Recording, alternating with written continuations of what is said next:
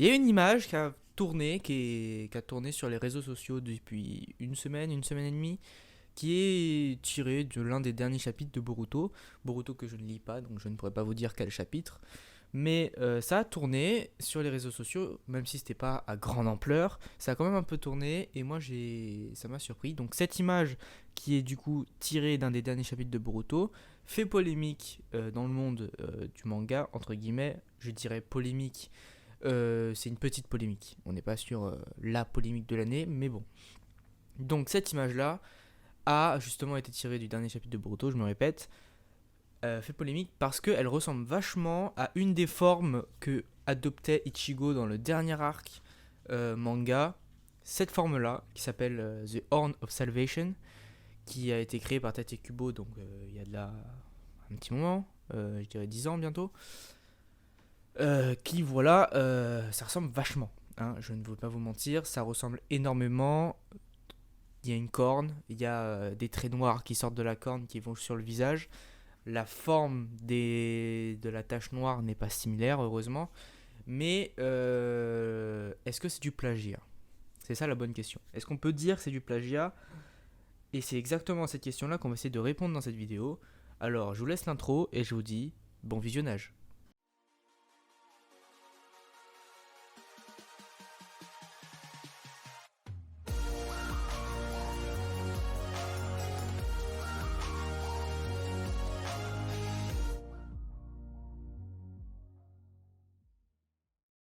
Alors, on peut pas nier que Naruto et Bleach sont deux mangas qui se ressemblent énormément. Naruto et Bleach sont sortis en animé en tout cas plus ou moins dans la même période. Ce sont des animés qui étaient en concurrence directe, tous deux animés par les studios Pierrot. Donc déjà, on est sur deux animés qui sont animés par le même studio d'animation et qui sont sortis à peu près côte à côte. Les mangas, pareil, sont sortis plus ou moins dans la même période, ce qui fait que ces deux mangas ont une évolution similaire, du sens où, justement, vu que les deux mangas faisaient partie du top 3 des mangas à l'époque, c'est sûr et certain que certaines choses sont inspirées, ils se sont auto-inspirés les uns des autres. Je donne plusieurs exemples. Par exemple, on peut penser à Orihime et Sakura, qui sont les deux meufs de, entre guillemets, Bleach et Naruto, même si dans Bleach, il y a deux meufs. Mais bon, on va dire que Orihime et Sakura se ressemblent énormément parce que toutes les deux sont considérées comme deux personnages inutiles et qui, comme par hasard, ont la capacité de soigner.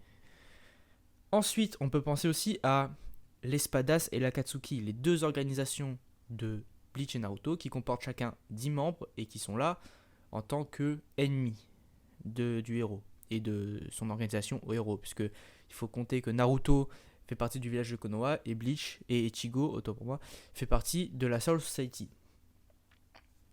Ensuite, il y a les deux derniers arcs de l'anime Naruto Shippuden et de Bleach. Dans Bleach, on a le dernier arc 10 Years Blood Wars et la Grande Guerre Ninja chez Naruto, qui se passe à peu près à la même période de l'anime, c'est-à-dire la fin de l'anime et la fin du manga pour Bleach. Ensuite, on a deux personnages qui, bien que un soit gentil et l'autre soit méchant, se ressemblent énormément. Je parle bien sûr de Aizen, le grand méchant de l'histoire qui était considéré au début du manga et de l'anime comme un gentil, qui ensuite a montré son vrai visage et qui était un méchant. Et ensuite Itachi, qui était considéré comme un méchant et qui au final s'avérait être un gentil. Pourquoi je les mets ensemble dans le même plan? Parce que les deux ont carrément planifié tout le déroulement de l'histoire presque. C'est-à-dire que du côté de Itachi, il a planifié toute l'évolution de Sasuke, de Naruto, et du côté de Aizen, il a tout planifié au niveau de Ichigo.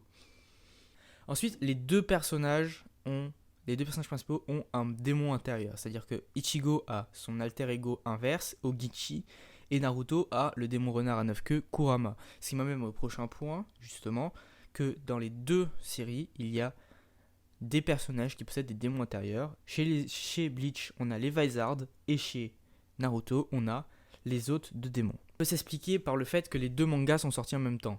C'est très compliqué pour deux mangas qui sont sortis en même temps et qui sont à peu près au même niveau de popularité, justement de ne pas s'inspirer l'un de l'autre. Parce que essayez de vous mettre à la place d'un auteur.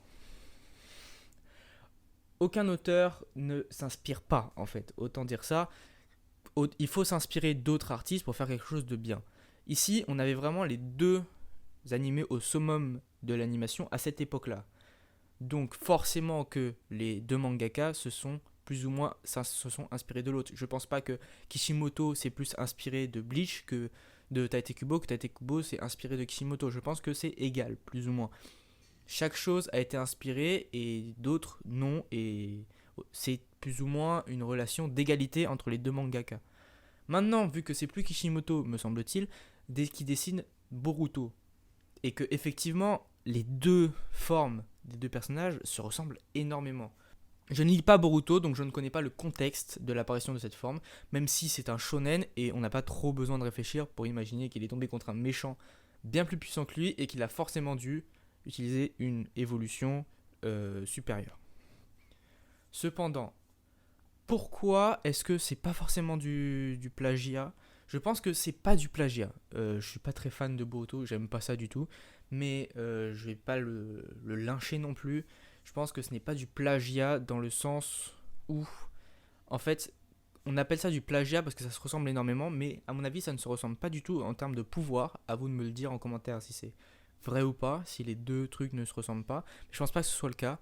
Et ensuite, il y a une certaine haine entre les fans de Bleach et les fans de Naruto qui existe depuis le début. Alors pourquoi ça existe depuis le début? Parce qu'en vrai, les fans de Naruto, enfin la plupart, beaucoup de fans de Naruto sont malheureusement paranoïaques sur le plagiat. J'ai vu un tweet qui est sorti il y a pas très longtemps qui disait Togashi, l'auteur de Hunter x Hunter, ne sort plus trop de chapitres parce qu'il a plus de contenu à voler à Kishimoto. Vous êtes sérieux? Vraiment? Alors, il y a des exemples qui m'ont été donnés, comme quoi, oui, l'examen des Hunters ressemble vachement à l'examen des ninjas, et que Kurapika et son clan ont des yeux rouges, et que Kurapika et Dark Sasuke c'est pareil, et que voilà, mais en fait, vous semblez déjà oublier un truc important. Hunter x Hunter a été prépublié en 1998. Naruto a été publié en 1999. C'est-à-dire que dès les premiers chapitres, il y avait déjà Kurapika, il y avait déjà tout ça qui était présent. Dans Naruto, ça commence par. Dans Hunter x Hunter, ça commence déjà par l'examen des Hunters. La plupart des choses qu'on me sort sur justement le plagiat de Togashi sur Kishimoto, et croyez-moi, il y en a pas. Ce n'est pas un nombre minimum qui me dit ça, c'est quand même un grand nombre de personnes. C'est faux parce que c'était déjà là dès le début de Hunter x Hunter. Et puis, à mon avis, il n'y a pas de plagiat sur Kishimoto et Kishimoto n'a plagié personne. Maintenant, pour Boruto, je pense que c'est juste une inspiration qui est allée un tout petit peu trop loin au niveau de la forme. Voilà, tout simplement. Je pense que c'est clairement à dire, la forme, les deux formes se ressemblent beaucoup trop et à mon avis, l'auteur de Boruto aurait dû quand même faire quelques différences parce que c'est sûr et certain qu'il s'est inspiré. C'est pas très. Faut vraiment être bigleux pour dire que c'est pas le cas. La seule différence qu'on peut noter, c'est que le trait il va jusqu'à la corne. Voilà. Mais sinon, une corne, des taches noires sur le visage, c'est clairement le Horn of Salvation. C'est pas du plagiat, à mon avis, parce que pour plagier, il aurait fallu qu'ils utilisent le même pouvoir ou même. Enfin, il a pu copier la forme, dans un sens, la retravailler à sa manière, mais son inspiration est quand même beaucoup trop présente. Donc voilà, rien d'autre à dire dessus. À mon avis, ce n'est pas un plagiat, il faut arrêter d'être paranoïaque. Kishimoto n'a pas plagié Tite Kubo n'a pas plagié Kishimoto, et Togashi n'a pas plagié Kishimoto. J'ai parlé un peu vite, je sais pas si vous avez compris. Mais en tout cas, voilà, il n'y a personne qui plagie personne dans le monde du manga parce que c'est vraiment quelque chose de pas du tout bien vu dans le monde du manga. Faut comprendre ça.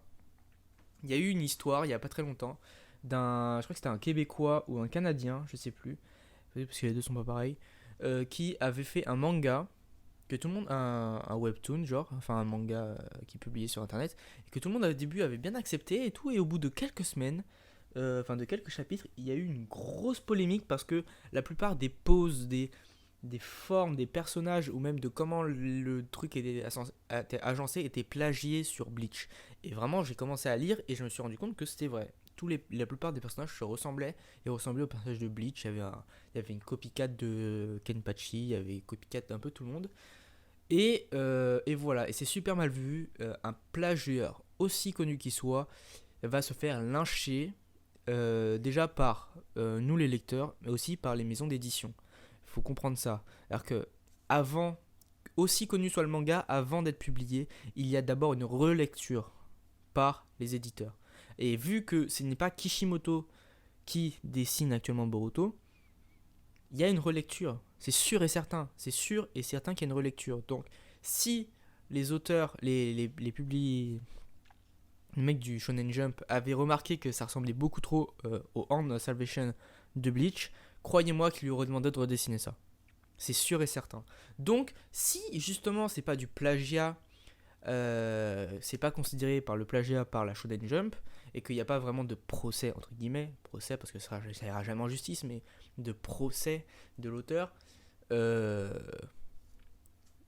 faut essayer de justement relativiser et dire c'est très mal fait, c'est très mal fait, mais c'est pas du plagiat. Voilà, c'est une copie vraiment qui va un peu trop loin, mais à la limite du plagiat. Le plagiat, on serait vraiment avec les pouvoirs de Ichigo et la forme entière de Ichigo, et puis il aurait eu des épées, et voilà. Le contexte doit se ressembler, à mon avis, avec 10 Years Blood Wars, mais ça ne peut pas être considéré comme du plagiat, tout simplement parce que c'est pas du plagiat. Voilà. Donc, il faut arrêter. Je sais pas ce qu'ont les lecteurs avec cette paranoïa du plagiat. Généralement, un auteur qui plagie, c'est reconnu. Voilà, tout simplement, c'est reconnu. Les auteurs ont il y a des auteurs qui ont plein de défauts, mais le plagiat, généralement, ça ne passe pas du tout dans l'édition japonaise parce que justement, c'est le top au niveau du manga, le Japon. Ils peuvent pas se permettre justement qu'un auteur plagie un autre auteur. Parce que s'ils le font, ça va justement se répercuter sur les ventes du manga, ça va se répercuter sur les ventes de l'animé, s'il y a un animé, ça va se répercuter sur, en fait, carrément, l'économie du manga et de l'animé, et probablement même, imaginons, l'économie du Japon. Donc voilà, c'était une petite vidéo sur ce petit polémique qui a certainement pas fait le tour du web, parce que tout le monde s'en fout de Bleach maintenant. Bien que quand Willow et moi on a fait une vidéo, on a eu pas mal de vues. Mais tout le monde s'en fout un peu de Bleach, on en a tous un peu marre. Mais voilà, je voulais passer dessus parce que certes les fans de Naruto qui sont hardcore sont vraiment chiants au niveau du plagiat, mais je pense que c'était un peu paranoïaque aussi des fans de Bleach de penser à du plagiat. Il faut réfléchir au moins 2 ou 3 fois à ce qu'on dit et à ce qu'on pense avant justement en fait, de dire que quelque chose est quelque chose en fait. Tout simplement. Donc voilà, j'espère que cette vidéo vous a plu. N'hésitez pas à lâcher un petit pouce bleu, à vous abonner comme d'habitude. Et puis moi je vous dis à plus pour une prochaine vidéo.